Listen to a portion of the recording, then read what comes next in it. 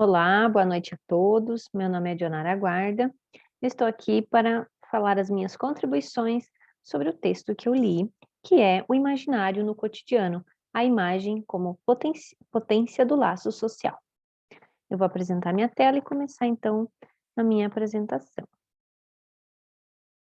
Bom, então, estou aqui utilizando o canal do YouTube e o que eu venho falar, o texto que eu trago para vocês, fala muito dessa, né, do potencial do youtuber, de como os adolescentes veem os youtubers. Então, o texto é o imaginário no cotidiano, a imagem como potência do laço social. A autora é Heloísa Junklaus Preis Moraes, e ela nos traz que há uma prevalência da imagem dos youtubers e dos seus produtos no imaginário infanto-juvenil, que nas conversas sobre tecnologias com esse público, a palavra que tem maior recorrência, que é unânime inclusive, é a palavra youtuber. E essa questão de ser tão recorrente, ela deriva da admiração, da identificação e a projeção como ideal de personalidade e popularidade.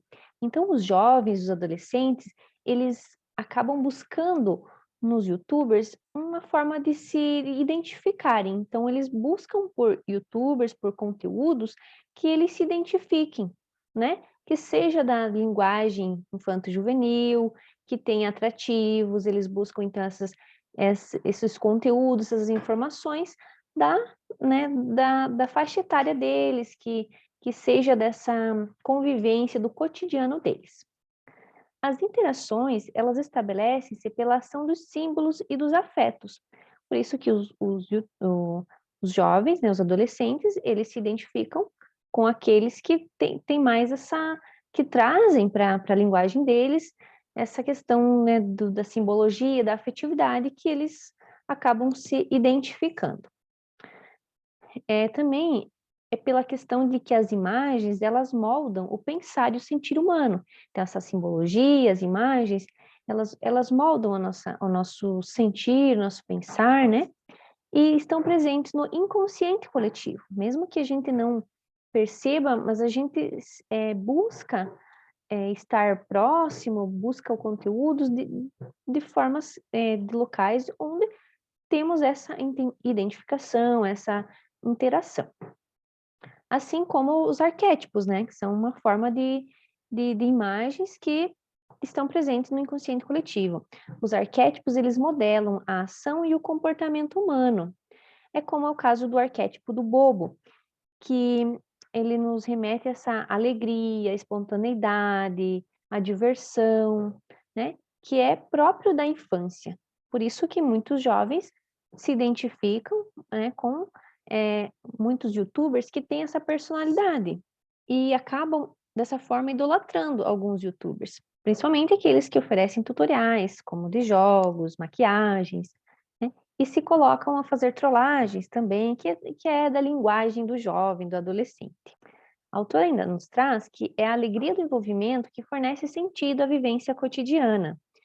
Então, muitos youtubers, eles são vistos como heróis, porque eles trazem essa alegria, né, para a vivência cotidiana dos adolescentes e jovens. Então, os youtubers, mesmo que eles não tenham poderes e forças especiais, surreais, eles são vistos como heróis pela capacidade que eles têm de conectar os indivíduos. Então, esse é um dos fatores que os torna especiais, né? Já que eles são pessoas comuns, como nós, mas, né, que têm problemas, sentimentos e emoções reais. Mas eles têm essa capacidade, né, de criar um universo conectado pela sua linguagem, pelo conteúdo que eles disponibilizam, pelas coisas pelas interações, pelo que falam, enfim. Eles têm esse poder, então, de tornar o universo conectado pela descontração, despojamento, alegria e pelos próprios conteúdos. Os símbolos, eles ganham aura, laço social e identificação a partir de elementos do cotidiano. Então, a partir do cotidiano que a gente se identifica né, a gente percebe como é importante o laço social que é criado, né, a partir dos elementos do cotidiano, mas que tem uma simbologia, que os jovens se identificam, né, não só os jovens, todo mundo, mas no caso aqui, falando dos YouTubers, os jovens, então eles se reconhecem, né, eles têm acabam criando essa afetividade, esse laço social, a partir de elementos do cotidiano. E nisso, o imaginário, ele é visto como um ordenador da vida social, à medida que coloca o homem em relação de significado com o outro, com o mundo e consigo mesmo. E assim, refletir sobre as configurações simbólicas e as suas representações permite entender a atribuição de sentido, a dimensão simbólica e a mítica da existência. E também possibilita essa análise, né, dos mitos dominantes, né, em determinada época, cultura ou grupo. E para complementar, eu trouxe também um texto de Lepre, Cadoca e Evangelista, que eles falam sobre as possíveis relações entre as novas tecnologias e o desenvolvimento moral das crianças e adolescentes. Então, esse texto, esses autores, eles nos trazem que o universo virtual ele está cada vez mais naturalizado. E os sujeitos, eles buscam estar sempre conectados, porque já faz parte, a tecnologia já faz parte do nosso dia a dia. Então, os sujeitos, eles buscam estar sempre conectados. Parece que se não estarem conectados, eles ficam em um mundo paralelo, ficam, né, isolados. Então, essa conexão, ela é sempre buscada, estar sempre conectado.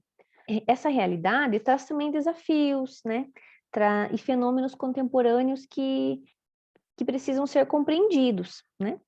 E o desenvolvimento moral é um deles. Os aparatos tecnológicos, eles se infiltram no cotidiano e modificam as formas de se estar no mundo.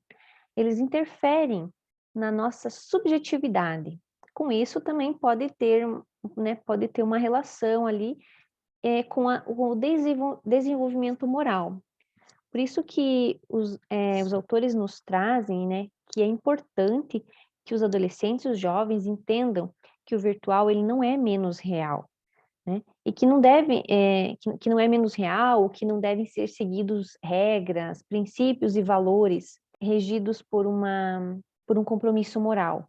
Então, ele sim precisa ter, pois o virtual, ele é também um espaço de relação e de expressão, né? Que necessita, assim como o presencial, que necessita de regras, de princípios, valores, a ética e a moral. Então, todo esse envolvimento das redes sociais, né, do virtual, também necessita dessas interações, necessita ser regido pela moral, pela ética, por todos os valores, né? Para não se perder nesse mundo tecnológico, onde muitas vezes não aparecemos, mas expomos nossas opiniões, e por isso que é importante ter, então, essa conduta, seguir regras e a moral.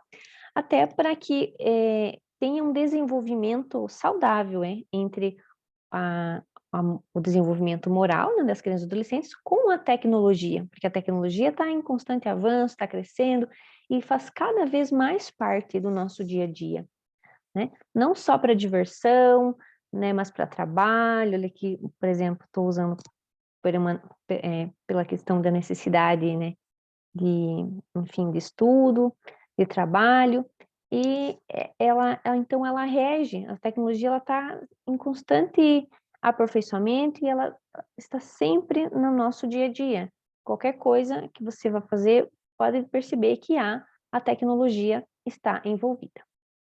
Então era isso que eu queria falar.